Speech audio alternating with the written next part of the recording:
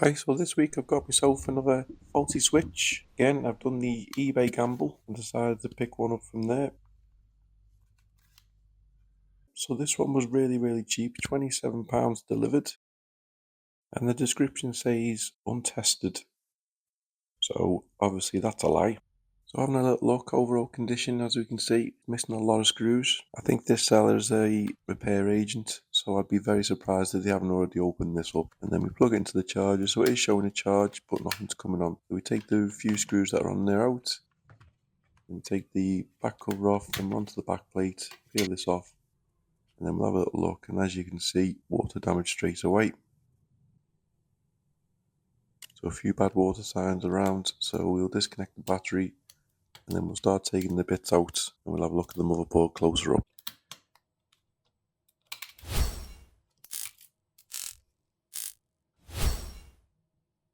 So we get onto the microscope and just have a little look. So we start going around, and then we can see some water damage along the bottom. We go up along the M92, there seems to be too much damage there. We'll go across to the connections, power and the fan. There's a lot of water damage up there.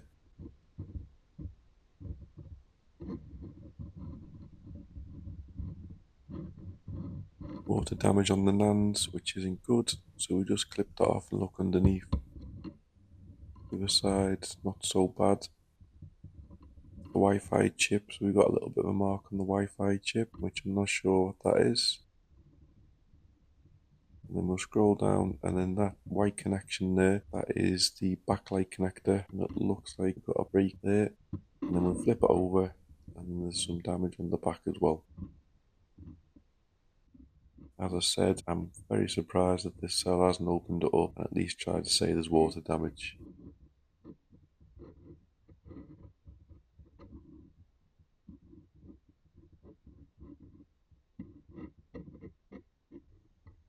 We'll just get some isopropyl alcohol, so the easiest way just to go over it, clear off all the corrosion that I can see. Obviously the problem is there's going to be corrosion under some chips which we can't see, but that's the gamble you have when you're trying to fix a water damaged Nintendo Switch.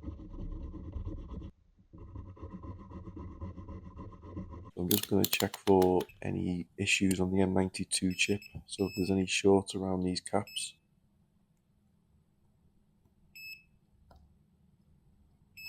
And they all seem to be good, so in theory the M92 chip is okay. And we just go around the charging chip as well, and they all seem to be okay as well. So now it's being cleaned, I'm just going to put it back into the charger, see if I've got rid of the shorts, if there's any issues gone. So we plug it in, and we are getting a charge on it. It is quite low, which could be to do with the battery, but it doesn't turn off and on, which normally means that the switch is booting. So because it's not doing that, I know that the switch isn't trying to turn on.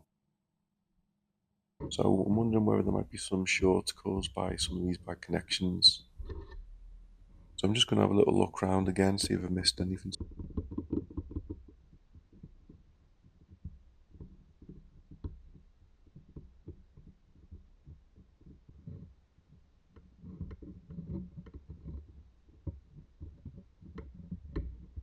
So there's a little bit of a black mark on this connection here, so I don't know if that's burnt out. So I need to be changing these. So I'll start with the backlight connector. So we had a little bit of flux. And then we'll heat from below, around about 420, 440 C, and about 70% airflow. And then wait for it to melt and then lift up, move away. And then once it's cooled down, we'll add a little bit more flux, and then we'll freshly tin the pads. Coming with your soldering iron, nice fresh flux. And the 4 top pads and the 2 base mounting pads. Give it a quick clean with isopropyl.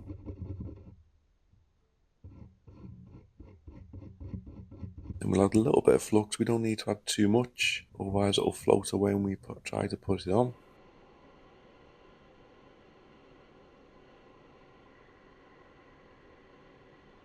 So we'll heat again from below, try to get the solder melted.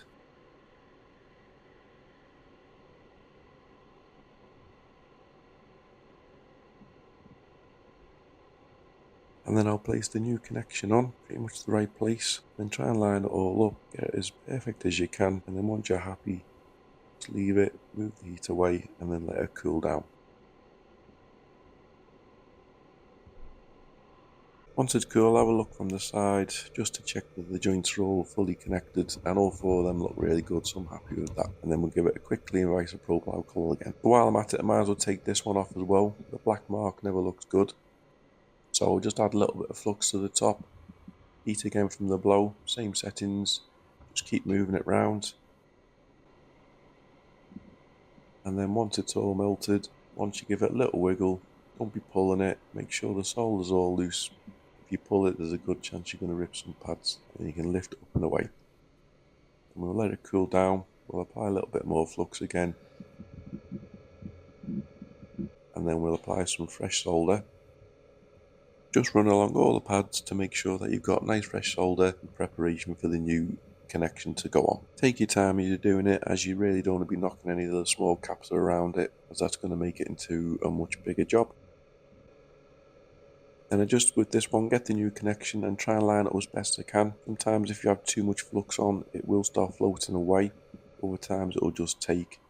So get it in position and then start heating from below. And then we just keep an eye on it and make sure that all the pins are lined up to the correct ones, as sometimes you can slightly offset it and connect it to the wrong ones. When you're happy, remove the heat, let it cool. Then add some isopropyl alcohol to clean it, and we're done. And then another quick look under the microscope on the side to make sure that all the pins are connected, front and back, and I'm happy with that.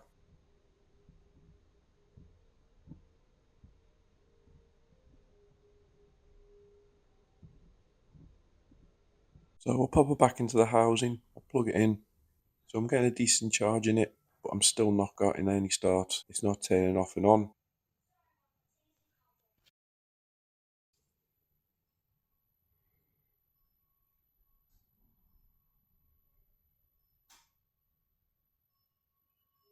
And even when I press the power button, I flip it over just in case, and there's definitely nothing booting up, so we've still got an issue. So I'm wondering, because we're not getting a boot, is something to do with the NAND? So I'm going to give it a quick reflow. So just wrap this end part in Kapton tape so it doesn't melt. And then just going to add a little bit of flux. And then we're going to add about 400 degrees C heat from a distance.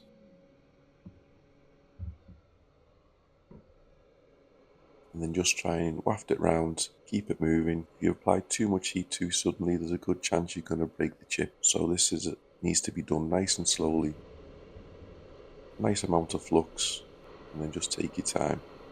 And then just give it a little nudge when you think the solder's melted. And then you give it another reflow. Hopefully that will give it a good chance of life. So quick clean with isopropyl alcohol again once it's cooled down. Pop it back in, plug it back in, we'll attach the battery, we'll attach the charger,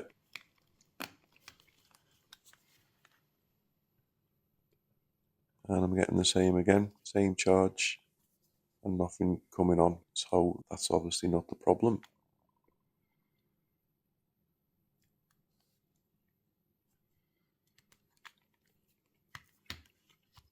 So I get my thermal camera out to see if there's anything getting hotter than it should do. And the only thing that's getting warm is the BQ chip, and it's probably not getting as warm as it should be, but still I'm not sure. I'm going to try and attempt to swap over the M92 chip. This is normally what always goes faulty, so what the hell, let's give this a swap as well. So we'll take the old one off, just give it a bit of heat 440 again, lift it off, and then we'll apply a new one on, which I'm pretty sure is a known working one. So just pop it back in place, line it all up. Because I've added a little bit extra solder onto the bottom of this, there is a bit of solder coming out, so you just hold it down by the heat, and then some solder balls will come out. So you just need to keep hold of it, let it cool down again. Once the solder balls go solid, apply a little bit of flux, get your soldering iron, and then just wipe them away. Most of the time, they just gently wipe away. Fortunately, this time I made the mistake of getting on the caps, and I made two caps get connected. But try my best just to push the solder out, but it's not working. So I have to go to plan B, where I have to lift off one of the chips. I've made a bit of a mess of it. So I'll just lift it off, let it cool down, and then I'll place it back in, apply the heat, and then we'll get it back into place. Just keep applying flux, and then most of the time it will pull itself back into place.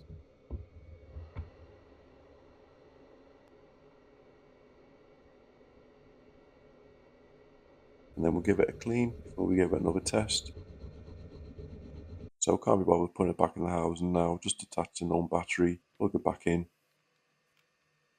and then we get the same again. We're getting the same charge, but we're not getting it turning on and off. So it's definitely not booting. So unfortunately, I don't know what else to try. I'm gonna have to give it a thumbs down on this one, say I failed, and it's a non-fix. So thanks very much for watching. Please like, comment and subscribe.